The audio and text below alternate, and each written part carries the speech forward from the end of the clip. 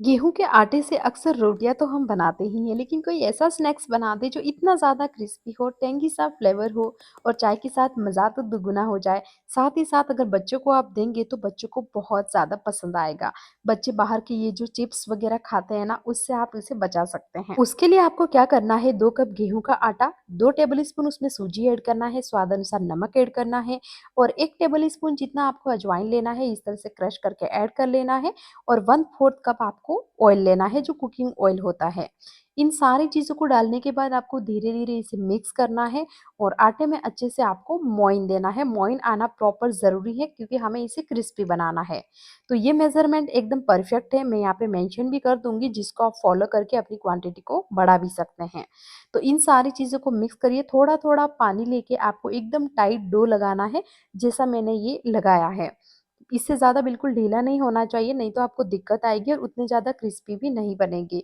इसको 10 से 15 minute rest के लिए आप रख दीजिए आटे को, जबकि बाकी प्रिपरेशन आप कर सकते हैं।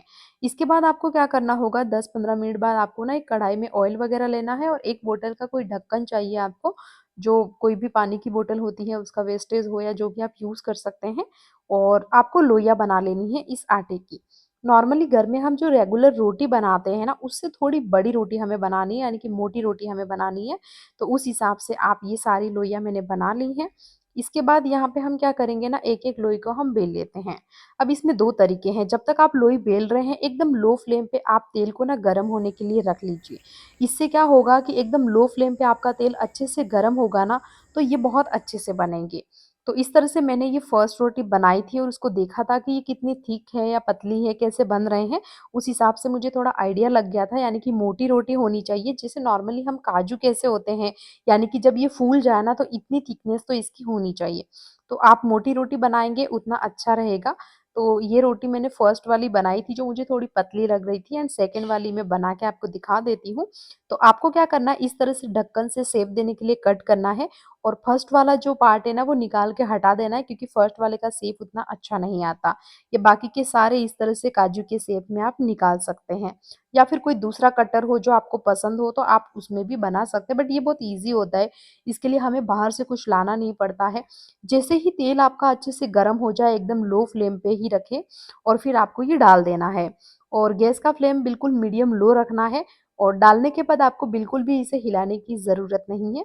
बस ऊपर से इस तरह से आप घुमा दीजिए। ये ऑटोमेटिक जो तेल में जाग आ रहे हैं ना, ये धीरे-धीरे बंद हो जाएँगे जब ये अच्छे से पकेगा। तो आपको तब तक वेट करना है, कम से कम 7 से 8 मिनट लगते हैं एक बेस को फ्राई होने में। तो यहाँ पे आप देख रहे हैं ये गोल्डन ब्राउन आपको दिख रहे हैं, तो बस ये इस तरह से दिखने लग जाए आपको निकाल लेना है। इससे ज़्यादा अगर थोड़ा-सा भी आप पकाएँगे ना, इसका कलर एकदम से चेंज हो जाएगा और खाने में भी उतने अच्छे नहीं लगेंगे। आपको भले ही गरम-गरम में ये सॉफ्ट लगें, थोड़ा ठंडे होने के बाद ये क्रिस्पी हो जाते हैं। हल्का-सा गोल्डन कलर आने देना है, इससे ज़्यादा उसे नहीं पकाना है, जैसा कि आपको वीडियो में ये दिख रहा है। इसे तोड़ के भी दिखा देती हूँ, ये अंदर से बिल्कुल भी कच्चे नहीं रहते।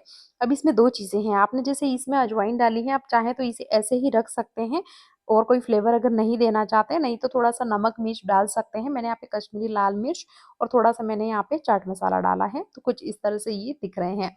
बहुत ज़्यादा टेस्टी है, चाय के साथ बहुत अच्छे लगते हैं। तो इस रेसिपी को ज़रूर से ट्राई कीजिएगा। आप ओकेज़नली भी बना सकते हैं, जैसे दिवाली वगैरह पर भी या फिर बच्चों के लिए भी बना सकते हैं।